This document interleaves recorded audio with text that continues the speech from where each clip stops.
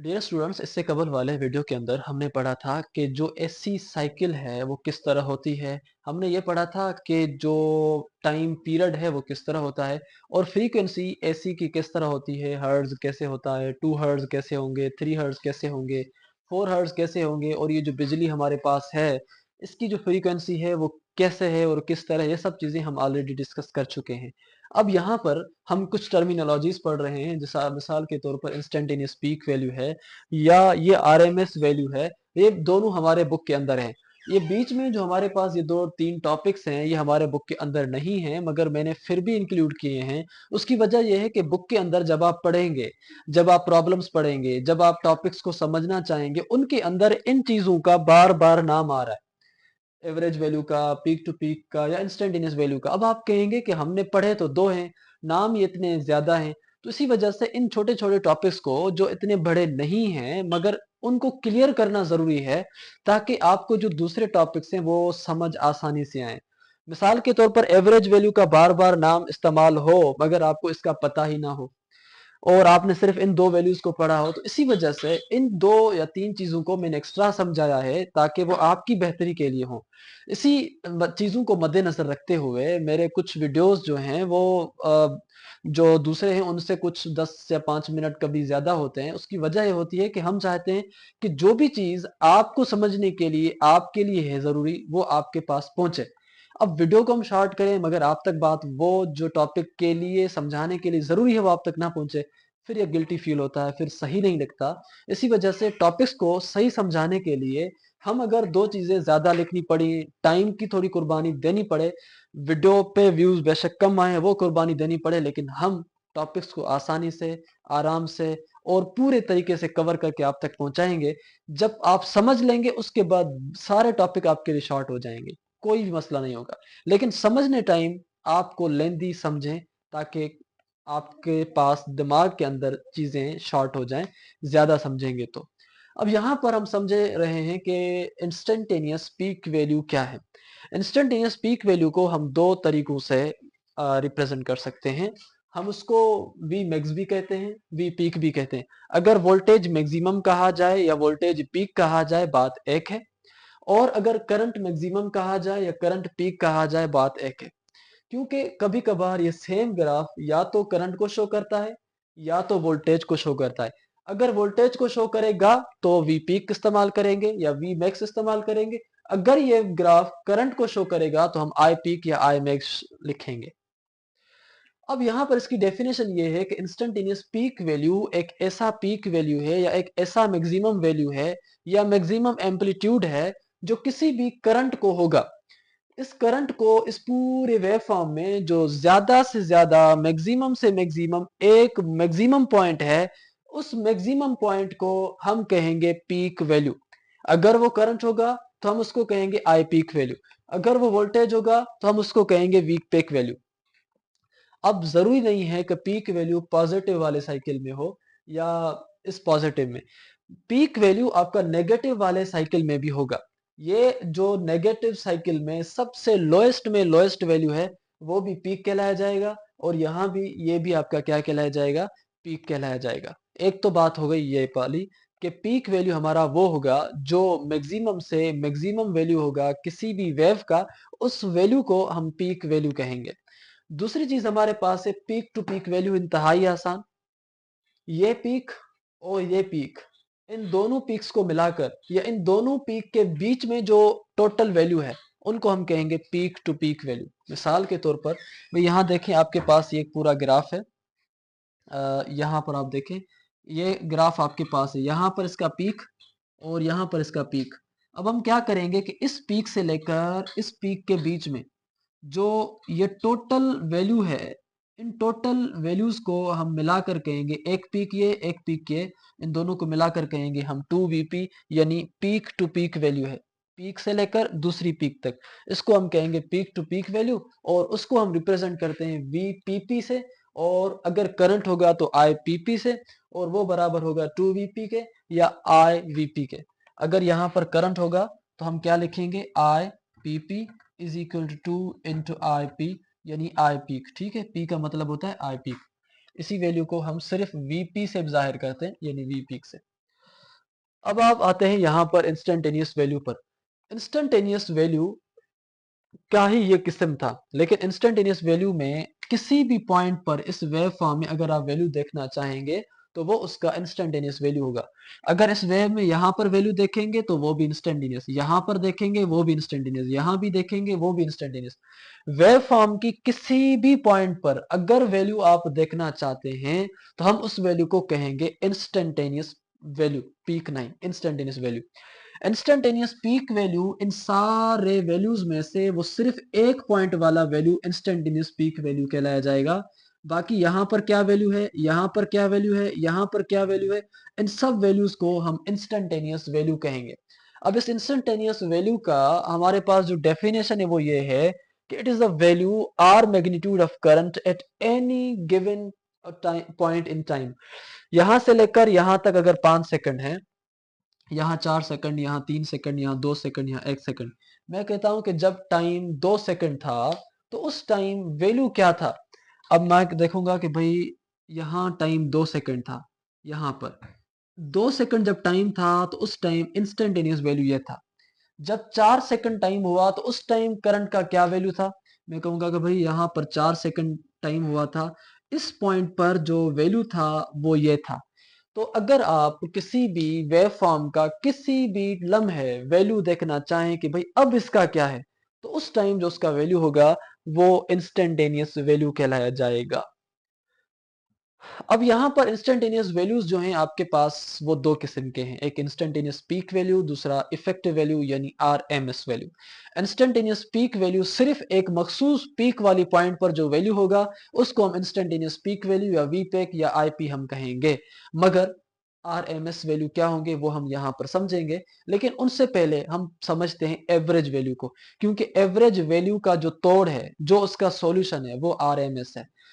अब average value को हम जाहिर कर सकते हैं वी एवरेज से या आई एवरेज से। अगर क्वांटिटी वोल्टेज की होगी तो वी एवरेज, अगर क्वांटिटी करंट की होगी तो आई एवरेज। ठीक है। अब ये जो एवरेज है वो वैल्यू क्या कहता है कि average of all the instantaneous value of ऐसी क्वांटिटी इन वन साइकिल।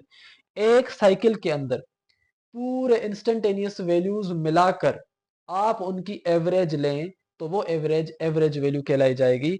मिसाल के तौर पर ये एक पूरा साइकिल है, इसकी पूरे वैल्यूज की आप एवरेज लें, मिसाल के तौर पर इंस्टेंटेनियस वैल्यूज की, ऑल द इंस्टेंटेनियस वैल्यू। यहां से एक इंस्टेंटेनियस वैल्यू I1, यहाँ से यहाँ तक I2, यहाँ पॉइंट जो होगी करंट की वो होगी I3, यहाँ करंट की जो पॉइंट है वो I4, यहाँ करंट की जो पॉइंट है वो I5। आपके पास जो सारे करंट्स हैं उन सारे करंट्स की जो इंस्टेंटेनियस वैल्यूज हैं, उन सारे इंस्टेंटेनियस वैल्यूज को मिलाकर जब आप उनकी एवरेज लेंगे तो हम उसको कहते हैं एवरेज वैल्यू।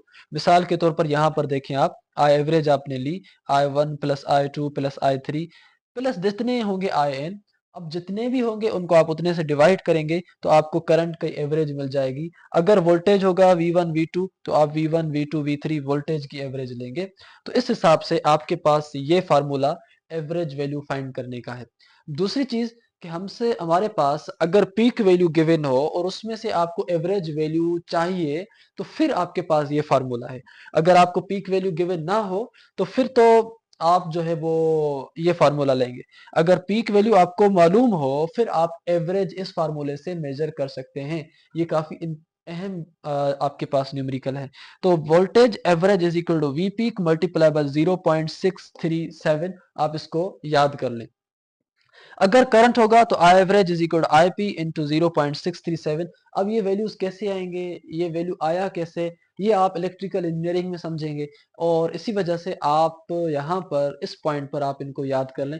यहाँ तक ये याद करने के लिए अगर आप ऊपर जाएंगे तो वहां पर हम जो है वो इनको ड्राइव भी करेंगे। अब यहाँ पर एक दूसरा ट्विस्ट है, वो ये है कि ये जो आपने एवरेज वैल्यू अभी पढ़ा ये आपका एसी करंट्स के अंदर इस्तेमाल नहीं होता।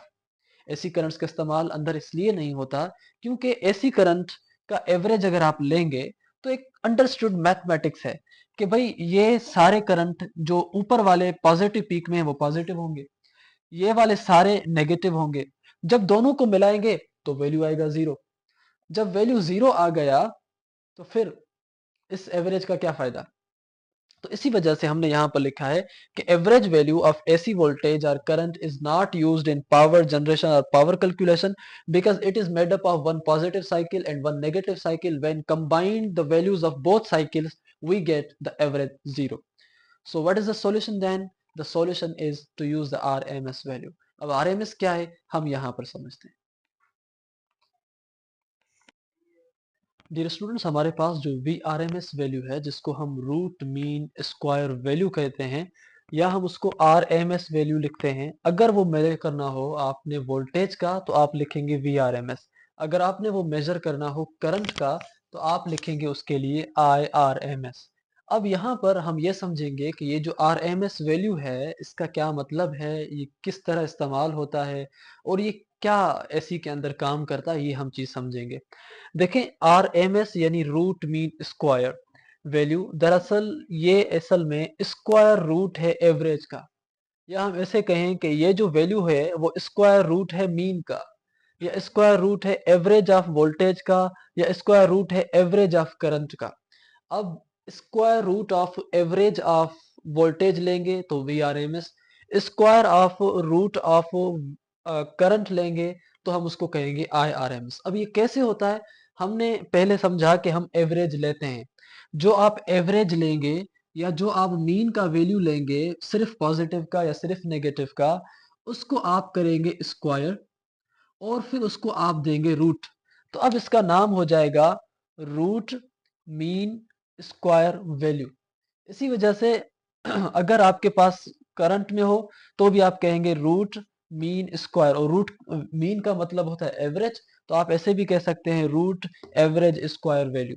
अब ये जो आपके पास वैल्यू है वो हमें वैल्यू जो देता है हम उसको इस्तेमाल करते हैं अपनी एसी की मेजरमेंट्स के अंदर. अब यहाँ पर ये जो आपका आरएमएस है ये असल में एक ऐसी अमाउंट है, ऐसी पावर का जो प्रोड्यूस करता है same heating effect as the DC power. अब हम इसको एक कंपैरेटिव एनालिसिस करते हैं, हम एक तरफ से डीसी पावर देते हैं, दूसरी तरफ से हम सेम अमाउंट में एसी पावर देते हैं एक रेजिस्टर में से. जब दोनों सेम हीटिंग इफेक्ट या सेम हीटिंग पावर पैदा करते हैं तो हम कहते हैं कि भाई ये जो आरएमएस वैल्यू है वो इस डीसी करंट के बराबर है. यानी कि असल में जो आरएमएस वैल्यू है वो कंपैरिजन है डीसी पावर के साथ कि इस पावर वाला जो एसी का करंट है वो उतना ही हीटिंग इफेक्ट पैदा कर रहा है जितना इतना करंट डीसी वाला पैदा कर रहा होगा. अब यहाँ पर ये जो आपके पास आरएमएस है, आरएमएस का value 70% of the peak value होता है. जो भी आपके पास पीक वैल्यू होगा ये, उस पीक वैल्यू का 70% वैल्यू आरएमएस वैल्यू कहलाया जाता है. यानी कि अगर आरएमएस का वैल्यू या पीक वोल्टेज करंट का, एसी करंट का 100 होगा तो आरएमएस का वैल्यू 70 होगा, यानी 70 एम्पेयर. अगर वोल्टेज पीक वोल्टेज 100 वोल्टेज होगा तो वी आरएमएस उसका 70 वोल्टेज होगा. तो यह यहाँ पर हमारे पास है. जो भी साइनोसाइडल वेव फॉर्म्स होते हैं आरएमएस वैल्यू के वो बराबर होते हैं 0.0707 टाइम्स द पीक वैल्यू. अब इसको फार्मूला में हम ऐसे लिखेंगे कि V R M S is equal to 0.707 multiplied by जो भी आपके पास पीक वोल्टेज होगा. इसी वजह से या इसी मदद से आप पीक वोल्टेज को भी मालूम कर सकते हैं वी आर एम एस से, या आप आपके पास से आई आर एम एस का वैल्यू अगर फाइंड करना हो तो वो आप फाइंड करेंगे 0.70 मल्टीप्लाइड बाय आई पीक. यहाँ पर आप देखें तो यहाँ से लेकर यहाँ तक जो वैल्यू है वो वी आर एम एस का होगा, और यहाँ से लेकर यहाँ तक जो वैल्यू है वो पी वी का है, यानी वोल्टेज जो पीक वोल्टेज है उसका. अब ये जो फार्मूला है वो भी आपका यूज होता है मुख्तलिफ ऐसी टर्मिनोलॉजीज के अंदर. अगर आपको वोल्टेज पीक चाहिए आप उसको मल्टीप्लाई करें under radical 2 into V R M S से. आई होप कि आपको यहाँ तक जो भी हमारे इस चैप्टर के अंदर जो टर्मिनोलॉजीज हैं और उनके साथ साथ जो भी बेसिक फार्मूलाज थे या जो बेसिक क्वांटिटीज जो हमारे बुक के अंदर नहीं भी थी हमने वो इंक्लूड करके सारी चीज़ों को क्लियर कर दिया है. तो मिलेंगे नई वीडियो में, तब तक दीजिएगा इजाज़त. अल्लाह हाफिज़.